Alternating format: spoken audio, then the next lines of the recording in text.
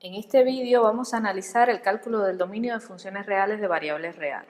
El ejemplo 1 va a ser una función en la que interviene el cociente de dos funciones.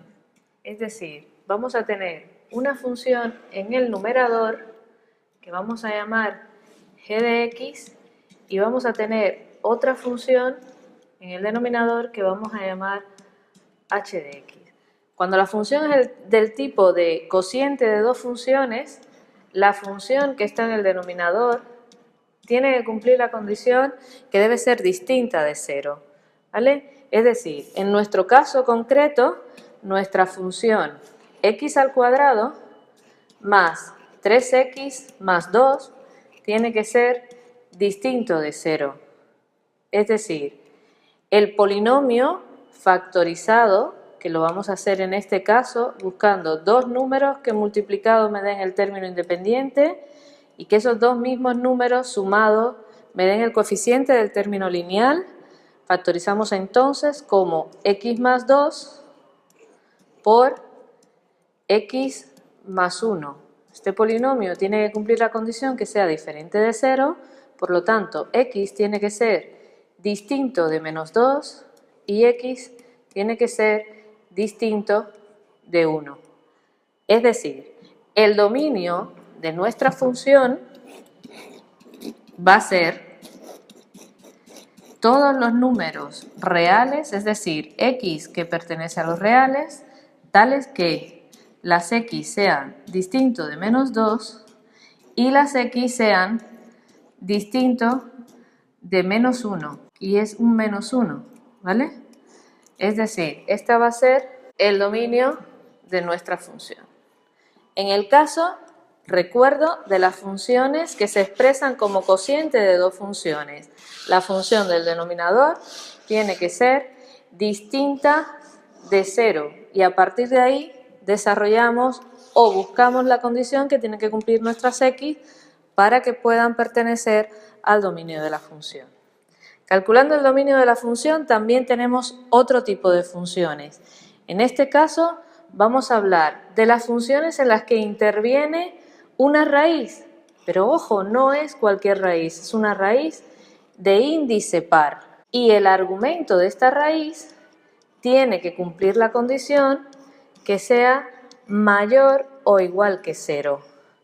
Esto es un detalle, es mayor o igual que 0 el argumento de la raíz.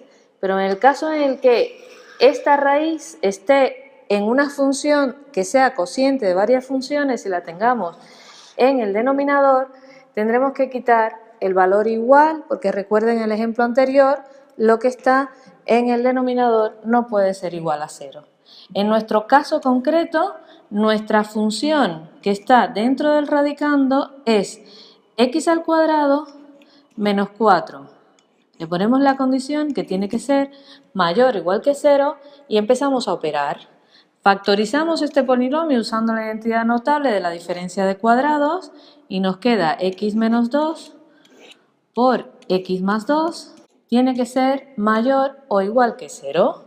Para ello hay varias vías de hacerla, pero una es buscar los ceros de nuestra función, que en este caso son menos 2 y 2, los ubicamos en la recta, los valores de x, y le damos valores en los tres intervalos que hemos dividido la recta. Por ejemplo, para x igual a 0, nuestra función va a ser 0 menos 2 por 0 más 2, me va a dar menos 4, va a ser un valor negativo.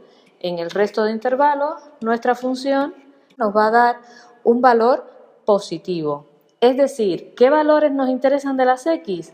Los que nos hagan positivo la función que está dentro del radicando de la raíz de índice par, incluidos, porque tenemos el signo igual, los valores 2 y menos 2. Recordar, si esta raíz de nuestra función estuviera en el denominador, no incluiríamos los valores igual a.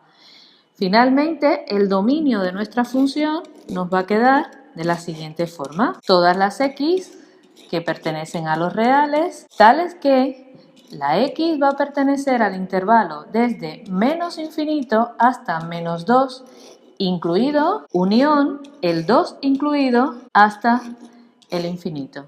Y de esta forma planteamos la solución a nuestro ejercicio del cálculo del dominio. Tenemos además un tercer ejemplo, un tercer tipo de función que tenemos que tener en cuenta a la hora de analizar el dominio de funciones reales de variables real.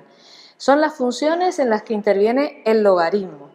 En este tipo de funciones nosotros tenemos que tener en cuenta que el argumento del logaritmo, es un logaritmo de h de x. En estas funciones, el argumento del logaritmo, es decir, la función que forma parte del argumento del logaritmo, tiene que ser mayor estricto que 0. En nuestro ejemplo concreto, tenemos que el argumento del logaritmo es x menos 7. X menos 7 tiene que ser mayor estricto que 0, es decir, que la x tiene que ser mayor estricta que 7. Si lo planteamos y lo dibujamos en la recta real x y ubicamos el valor 7, son las x mayores que 7, pero no va a estar incluido el valor 7. No tenemos el signo igual en el valor 7. En este ejemplo concreto, el dominio de nuestra función f de x va a ser igual a todas las x que pertenecen a los reales, tales que las x sean mayores estrictas que 7. También podemos plantear esto como las x que pertenecen al intervalo 7 sin incluir, punto y coma, infinito positivo. Y de esta forma hemos tenido en cuenta los 3 casos para el cálculo del dominio de una función real de variables real.